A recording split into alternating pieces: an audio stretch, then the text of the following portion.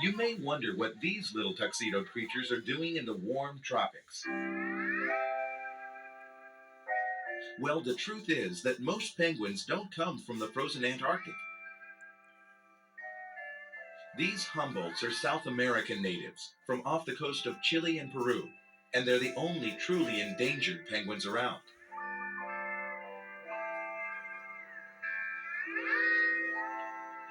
Assistant curator Kiana Pugh has been intimately involved with the care and raising of most of these endearing creatures.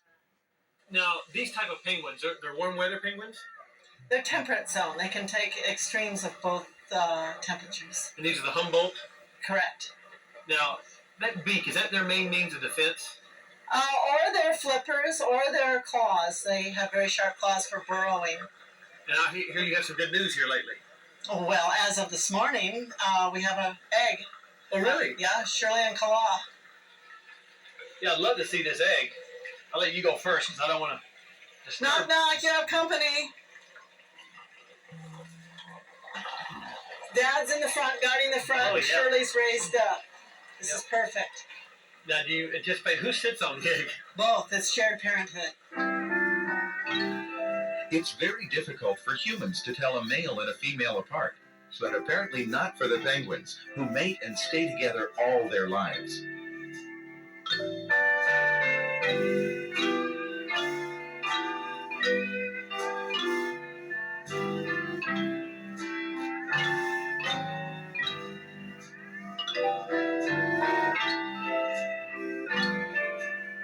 Why are penguins colored black and white? Well, they're white on the belly, so that a predator from below the surface of the water, when they're looking up, the bird will blend in with the reflection caused by the sun from up on the surface. And then if you're a predator up above, you're going to blend more in with the surface of the water.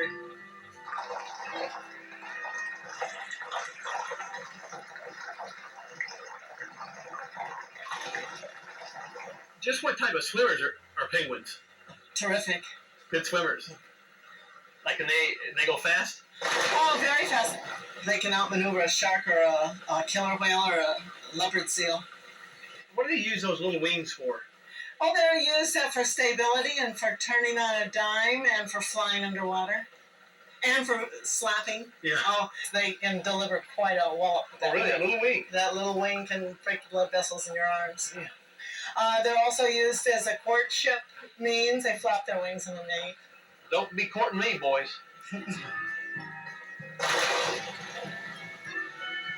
Although they can't fly, their wings turned flippers help them swim faster than any other bird, as speedy as 25 miles an hour.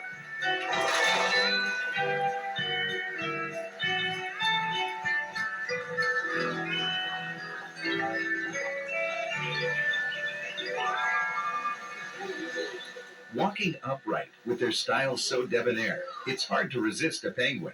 And one guy may be the most irresistible of all. Who's this guy here? This is Egbert. Egbert. Yeah, we raised Egbert.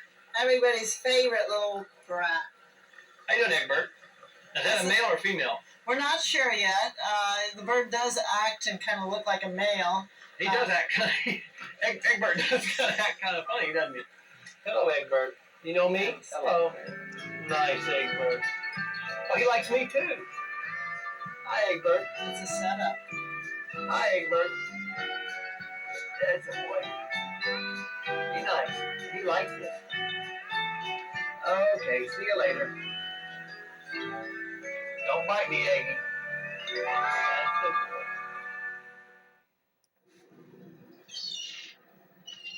Even with bad weather, there's nothing like the thrill of a whale watching expedition.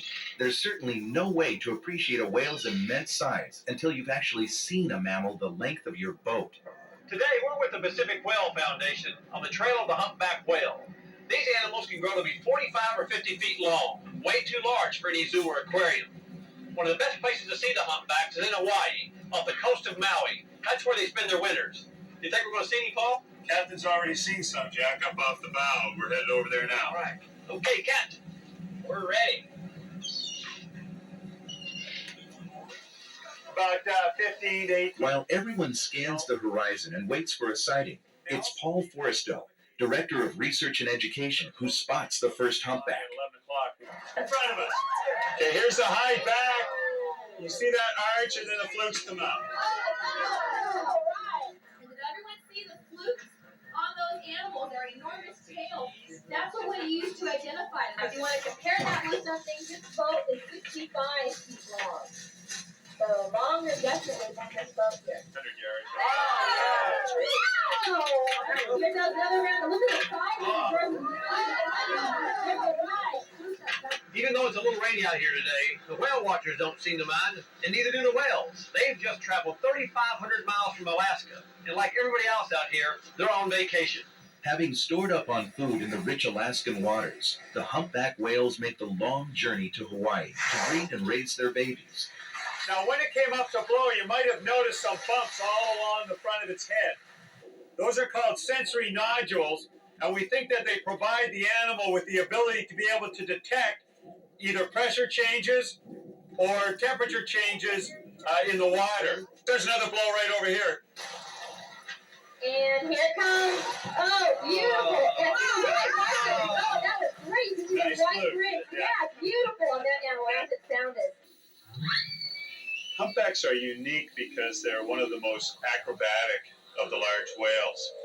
Given their size, they're 40, 45 feet long, weigh about 40 tons. It's spectacular to see how often they can propel themselves up above the surface of the water in breaches or tail slaps.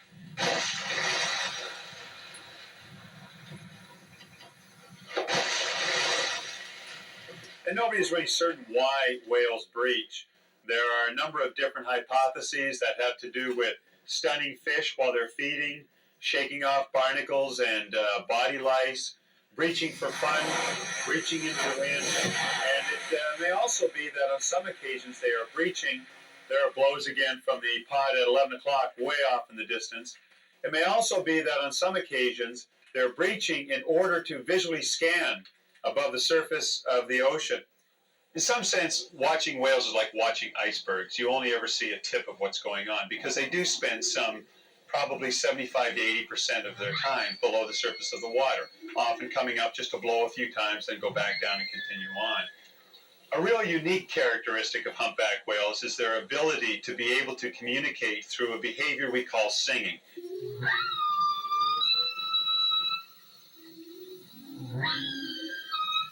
And what the whales appear to be doing is advertising fitness and readiness to mate and toughness to other animals. We do know that it is apparently only the males that sing.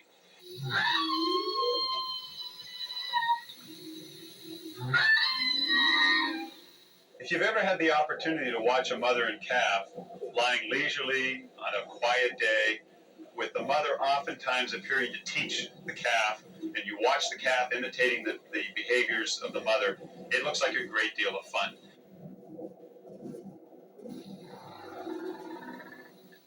A male escort and protector, perhaps even the father, often accompanies a mother and calf. See the white deck fins? It's rolling in the water.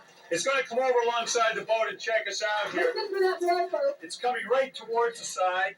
One of the things that's always intrigued me during my research is to try and figure out a way to understand what whales are doing by looking at the world through a whale's eyes. I think the whale's perspective is a fairly simple one. It wants to mate and rear its young and have a peaceful life and find enough food to eat. Pretty simple but basic and important kinds of desires in life. And hey, if we can just protect the basic needs and not interfere with the daily life of humpback whales, they'll do very well.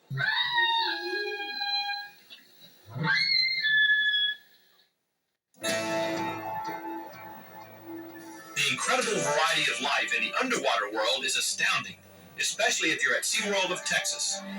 Here, in one of their most popular exhibits, beauty and danger exist side by side.